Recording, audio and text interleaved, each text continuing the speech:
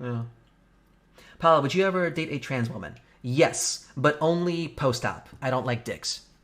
I don't know what I would do with a dick. I like pussy. I don't like dick.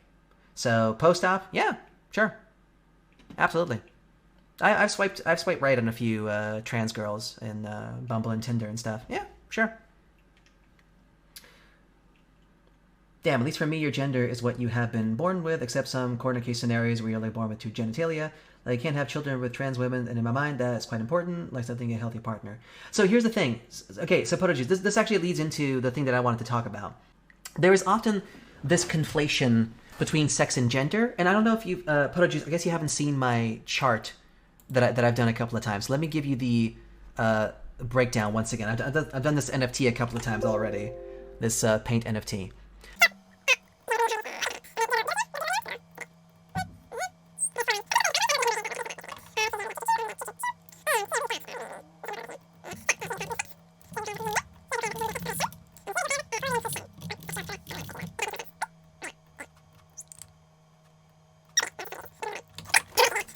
Here's what modern science, after decades and decades of study, has basically concluded. This is like a nice visualization to help understand the difference between all these things. So when a human is born, and presumably during the development and the gestation period or whatever, people come out of the womb on each one of these four scales individually, right? The first one is sex. This refers to your bits, your literal physical bits, and also the hormonal plan that your body will have through, puberty and adult life, etc., etc. And these are largely determined by your chromosomes, right? So it might seem that this is like the most clear-cut one, that it's like a strict binary, but it has been proven that this is a bimodal distribution, more so than a strict binary. Because we have chromosomes, you mean? Yeah, exactly.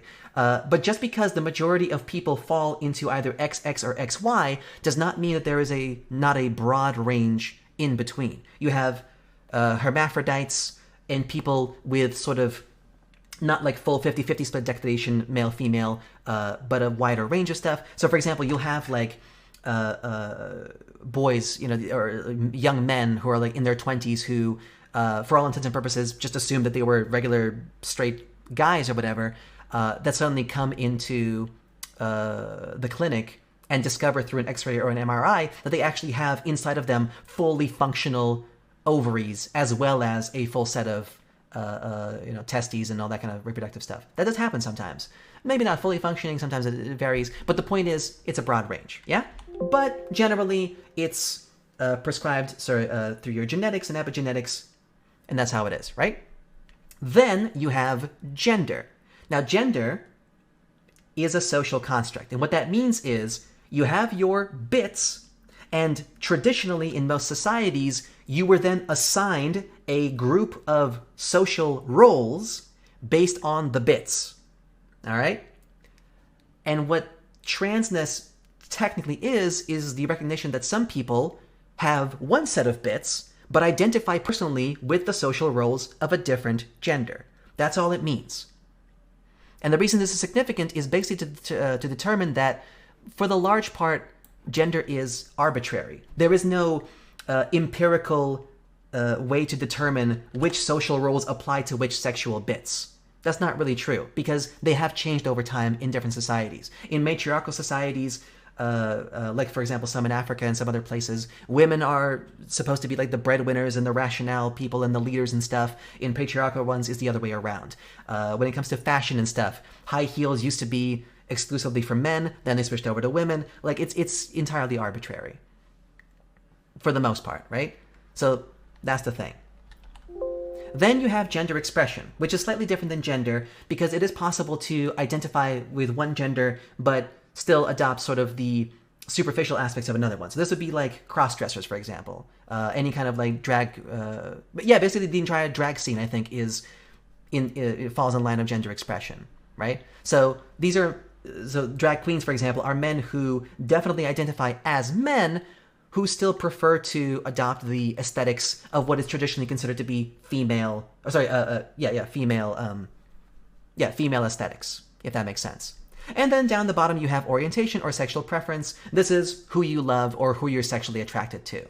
Now, the reason I've drawn all 4 of these lines is because all of these are on a spectrum, and they can change throughout a person's lifetime, theoretically.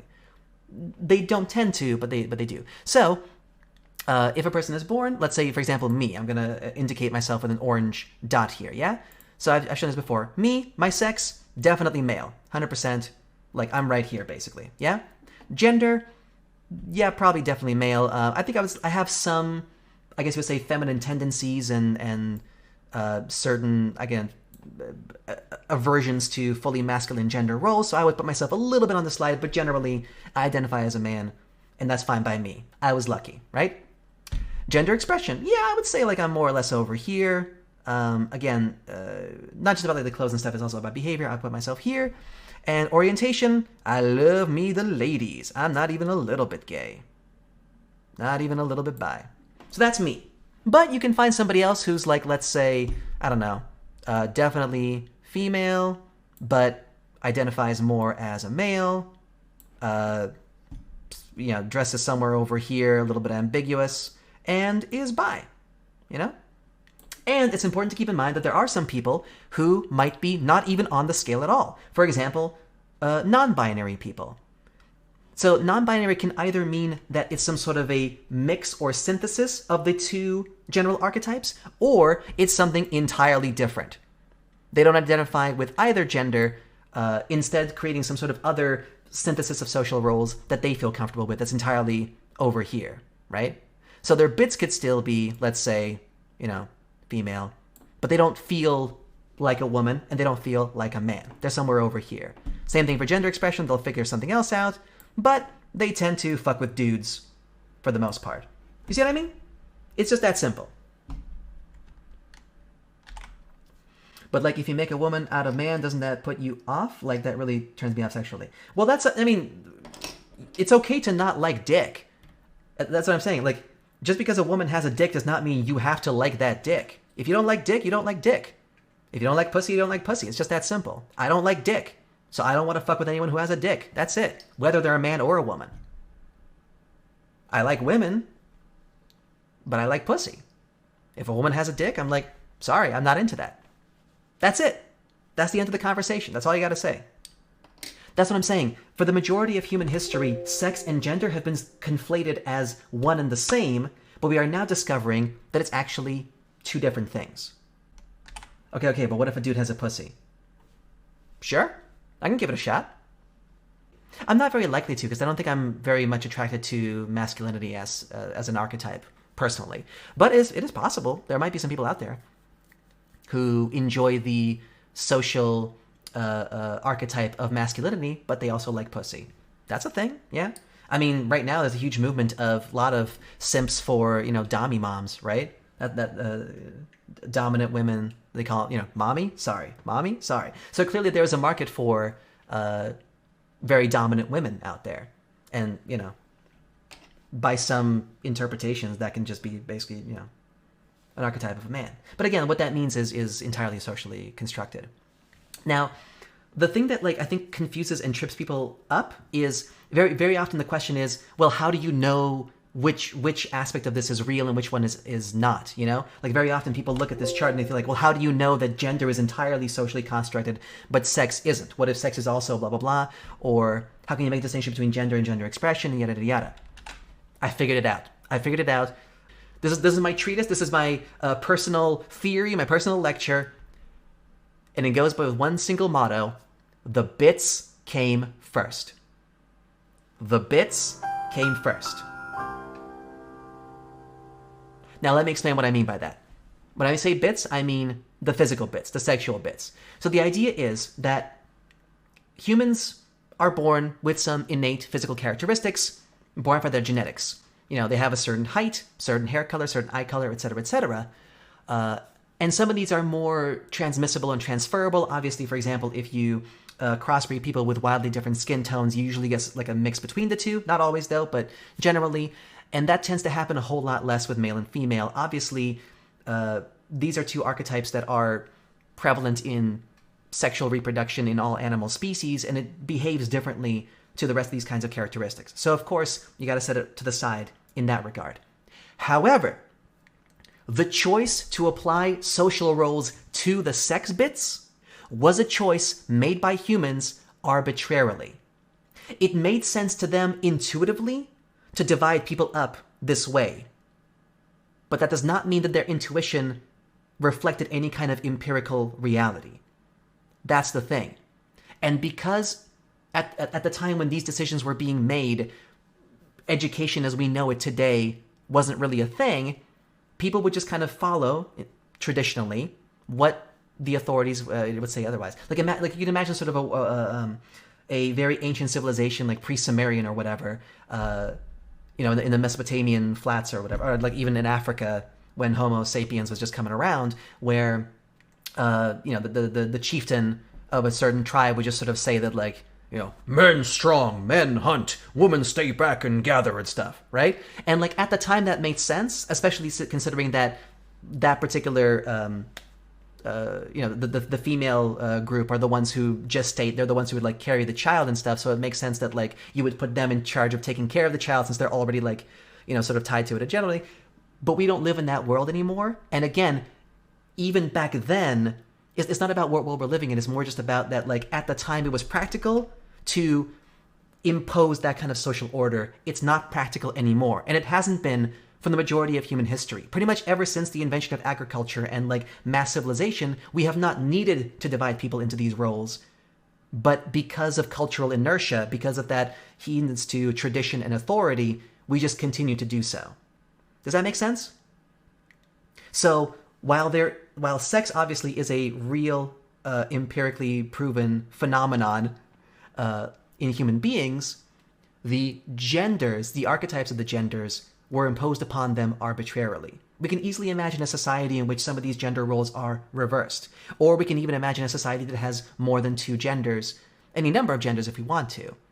But we choose the number based on what's most practical for our modern society. Or at least that's how we should in theory.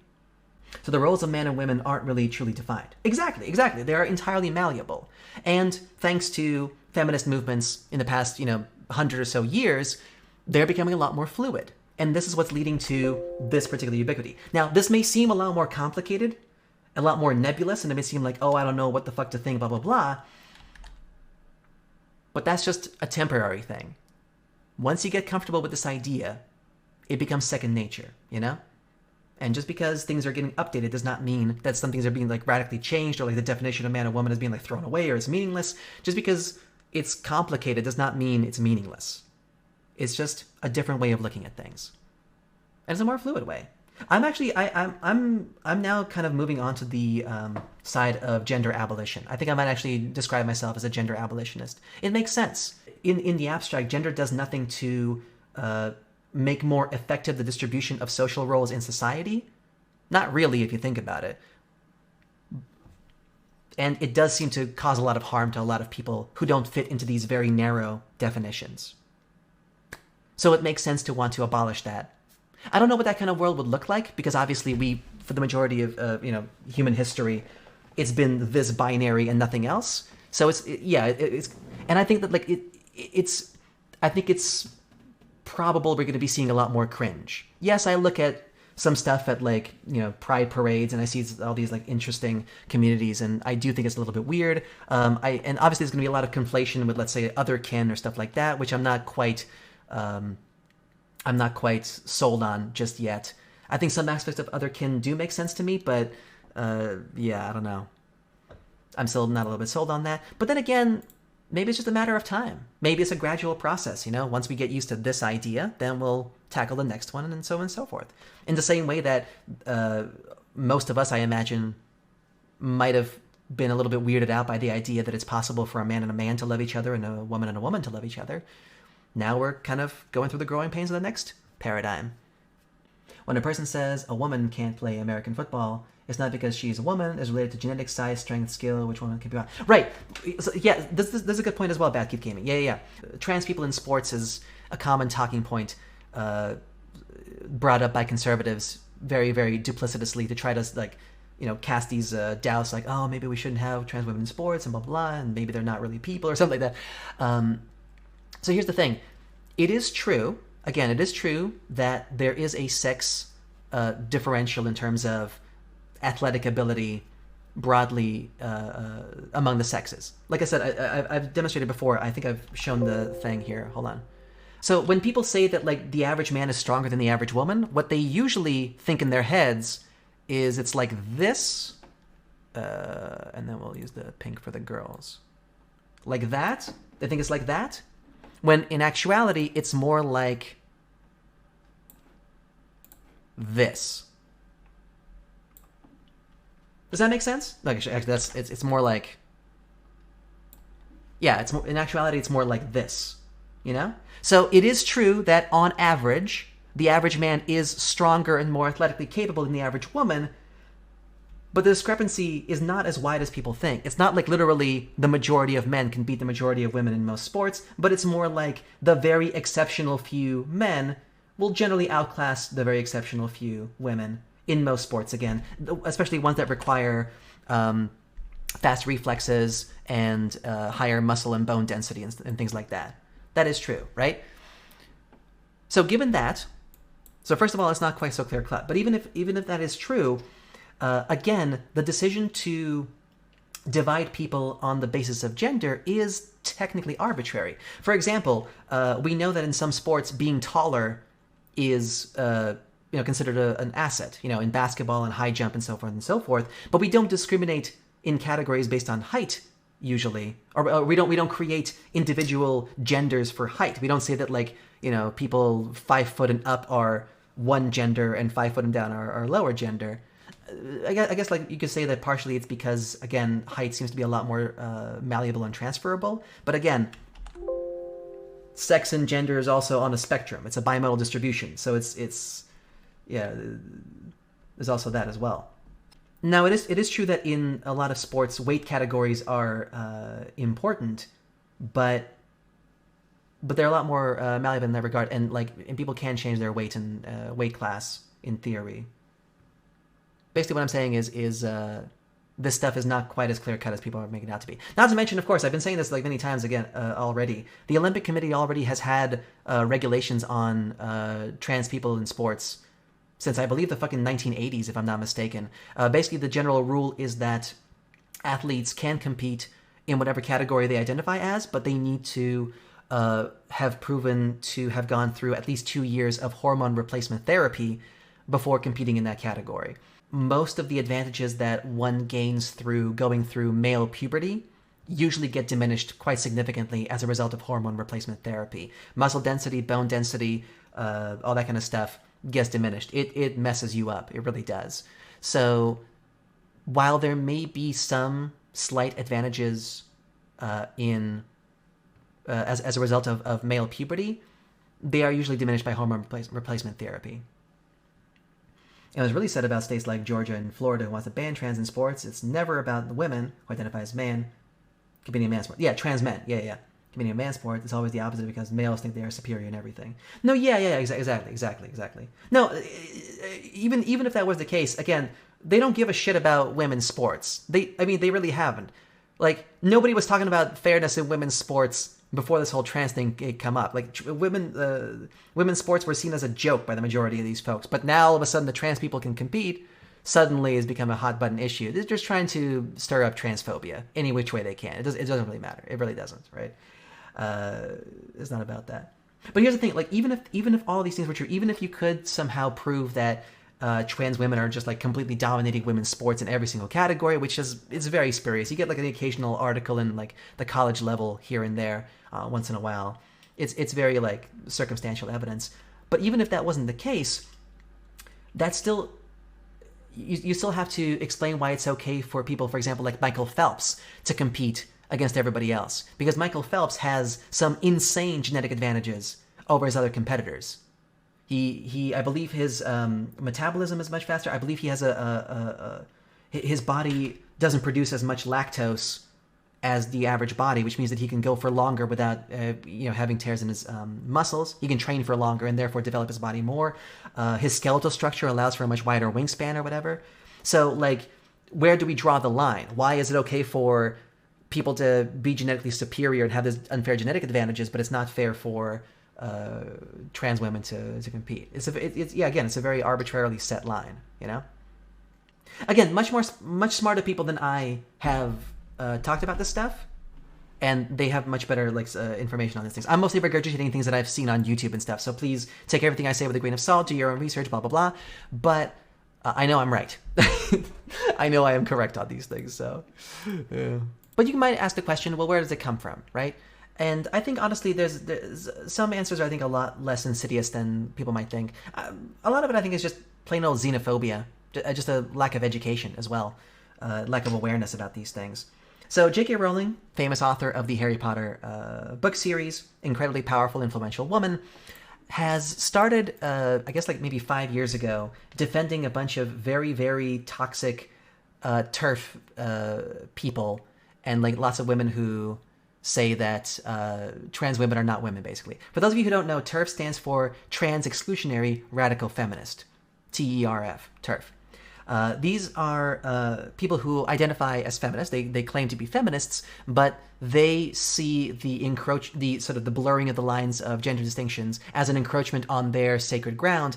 And a lot of them are basically just afraid that a bunch of dudes who just want to find easier ways to sexually assault women will very spuriously identify as female in order to gain access to women's bathrooms or women's spaces, and then just take advantage of women, despite literally no evidence to support that whatsoever. And in fact, evidence to the contrary, that trans people are usually more likely the victims of sexual assault in, let's say, prisons or public spaces than vice versa, or even in the dating pool. Anyway. She has come out of this, and basically what it boils down to, she's made a couple of op-eds sort of explaining her position, and basically it boils down to she at a young point in her life was the victim of sexual assault, and basically for that reason just kind of is averse to men in general. And while I do sympathize, and that's very unfortunate, and obviously we don't want to make light of her sexual assault, it is super, super, super unfortunate. That does not give her the right to discredit the truth that trans women are women. I think J.K. Rowling, to me, seems like the kind of person who just assumed that she's at the forefront of the progressive movement. That she's the most progressive one can possibly be without being insane, and everything after her position, everything sort of beyond that, is the wrong stuff. That's taking it too far. I think this is a very common point that you see, which is why you see a lot of these previously very progressive people. We're talking guys like Sam Harris or Richard Dawkins or people like that, who previously seemed to be the champions of progressivism and the right ideas, suddenly digging their heels in and saying, okay, I'm the most correct person, but anything beyond me, no, that's taking it too far. I think it speaks to a certain cognitive bias that happens with old age in general. People like to think that their opinions are the most correct, and people's opinions tend to get more stagnant over the years because they're getting more comfortable with their worldview and becoming less and less comfortable with adopting new ones. As they say, you can't teach an old dog new tricks, right? And I think a lot of, especially older people who used to be on the forefront of the progressive movement, are making the mistake that the progressive movement ends with them, and all of these crazy kids with their newfangled ideas are just making shit up, right? So I think it's very important to sympathize with people on that front, just to sort of understand that maybe that's the reason why they have an aversion to this new trans stuff. Like I did as well. I remember back in 2016 when I was hearing about the stuff for the first time, I was like, maybe not. But to be fair, that was also because I was watching a lot of Sargon of Akkad and all these other fucking, regressive, reactionary assholes, and that is I got hooked. Sorry, that was just my thing. Thankfully, I was cured of that now. And the thing that really cured me was just the curiosity to examine my own beliefs, which, again, I inherited thanks to my wonderful education that I got, so obviously not everyone is as lucky.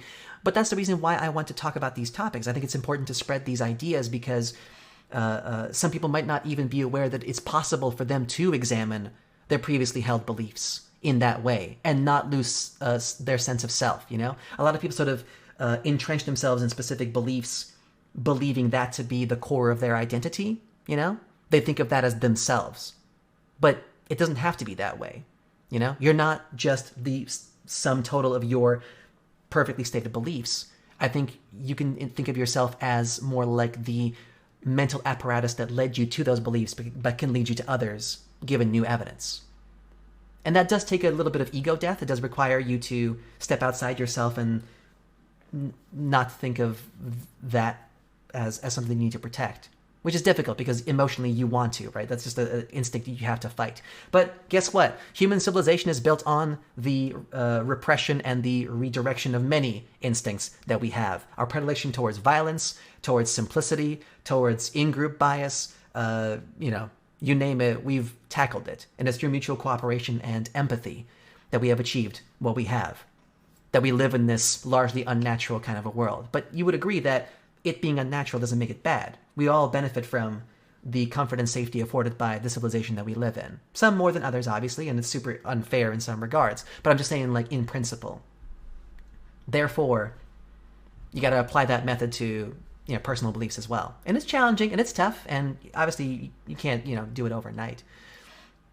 But I think like the general rule of thumb is just to assume that just because something is brand new and unfamiliar and uncomfortable to you does not make it automatically wrong, especially if it's being championed by the younger generation. Because at one point we were the younger generation and we were on the forefront of that progressive movement. And it doesn't stop with us just because we are comfortable where we are. It keeps going. And while obviously playing catch up is difficult, it's worth sort of at least keeping an open mind about these things, if you understand what I'm saying. Definitely. Yeah. All right, let's see what he said.